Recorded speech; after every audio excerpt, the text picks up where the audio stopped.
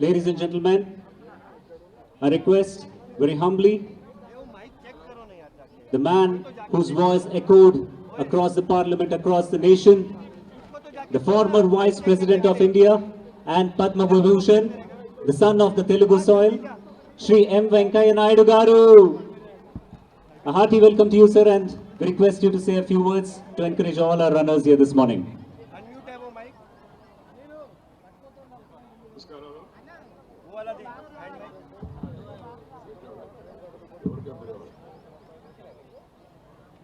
నోరు లేని మైక్ ఇది. అందరికీ నమస్కారాలు. మన కార్యక్రమం మొదలుపెట్టే ముందు అందరం కలిసి, మీరందరూ యువశక్తి కాబట్టి ఒక్కసారిగా అందరం కలిసి జై హింద్ అనాలి. జై హింద్.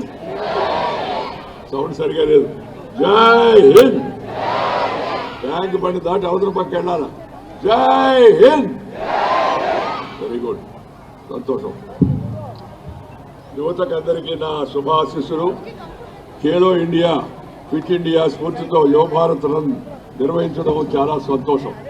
ఒక సదుద్దేశంతో ఆరోగ్యకరమైన భారత లక్ష్యంగా యువత ఆరోగ్యంగా దృఢంగా ఉండాల్సిన అవసరం అవగాహన కల్పించడం కోసమే ఈ యొక్క యువ భారత్ పేరుతో దేశంలోనే పెద్ద ఎత్తున యువత కోసం పరుగు పందెం నిర్వహించడం చాలా అభినందనీయం.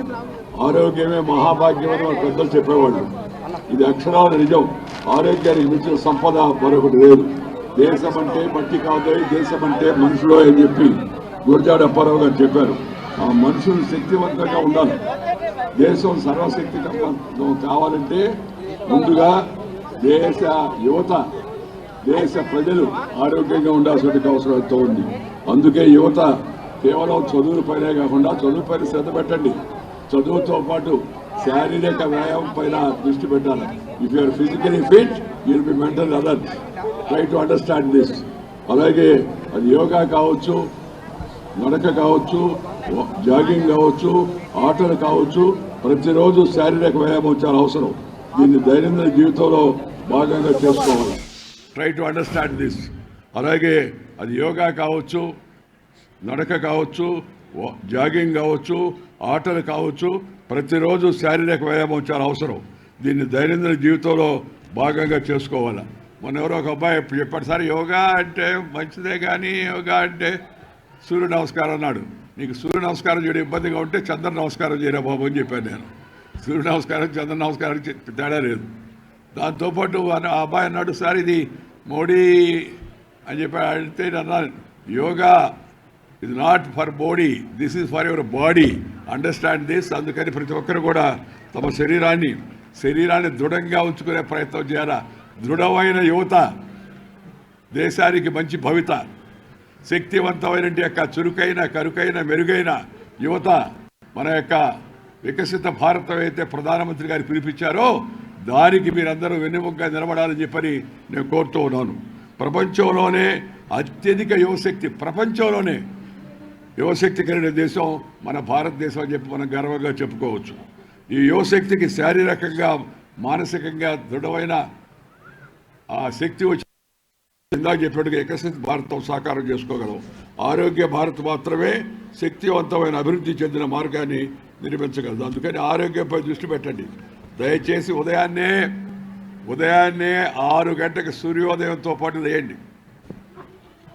కాసేపు వ్యాయామం చేయండి. ఆ తర్వాత మీ ఇష్టం వచ్చిన ఆటలు ఆడండి, పాటలు పాడండి, ఇంకేదన్నా నృత్యాలు చేయాలంటే ఒకటి చేయండి, తప్పులేదు.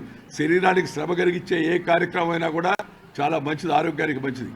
అందుకే మన పెద్దల ఆది కాలం నుంచి, వేదకాలం నుంచి, పుణ్యకాలం నుంచి, పురాణ కాలం నుంచి పూర్వీకులు అనుభవించి, రంగరించి, మేళవించి మనకు అందించిన వారసత్వం అవుతుందో కళలు, నాట్యాలు, అలాగే సంగీతము, సాహిత్యము, దాంతోపాటు వ్యాయామం, వీటన్నిటిని కూడా మనం దృష్టిలో పెట్టుకొని ఎవరికి దేనిపైన ఆసక్తి ఉంటే మనందరినీ ఇప్పుడు డ్యాన్స్ చేయమని చెప్పను నేను. చేయగలిగిన వాళ్ళు పాడగలిగిన వాళ్ళు పాట, లేదా మంచి సాహిత్యం చదవగలిగిన వాడు చదవడం, రాయగలిగిన వాడు సాహిత్యం రాయడం. సంగీతము అన్నిటికన్నా ఉత్తమమైంది. మనుషుల్లో ఒక సానుకూల దృక్పథాన్ని, పాజిటివ్ యాటిట్యూడ్ని సంగీతం కలిగిస్తుంది. అలాంటి సంగీతాన్ని మన భారతదేశంలో ఆది కాలం నుంచి మన పెద్దలు పోషిస్తూ ఉన్నారు. కానీ దురదృష్టం ఏంటంటే ఇప్పుడు ఇండియా నుంచి పోయి అమెరికాకి పోయిన వాళ్ళేమో అక్కడ సంగీతము సాహిత్యము పిల్లలకంతా లంగా ఓణి పావడా పరికిణి వేసి చక్కగా భారతీయ మహిళల్లాగా తెలుగు అమ్మాయిలాగా వాళ్ళు అక్కడ వాళ్ళకి భరతనాట్యం నేర్పిస్తున్నారు, కూచిపూడి నేర్పిస్తున్నారు. మనం మన దేశంలో ఉండి మన రాష్ట్రాల్లో ఉండి మనం ఎందుకు ఎరగబడుతున్నాము, మనం ఎందుకు సిగ్గుపడుతున్నాం అనే విషయాన్ని అందరూ ఆలోచించాల్సిన అవసరం ఎంతో కూడా ఉంది. అందుకని మన స్వతంత్రం వచ్చినప్పటికీ సగటు భారతీయుడి వయసు కేవలం 32 ఏళ్ళు. అప్పట్లో శిశుబాణాల సంఖ్య ఎక్కువగా ఉండేది, ఎందుకంటే పోషకాహారం లేమి, అలాగే అంటువ్యాధుల విస్తరణ వల్ల ఆయుర్దాయం తక్కువగా ఉండేది.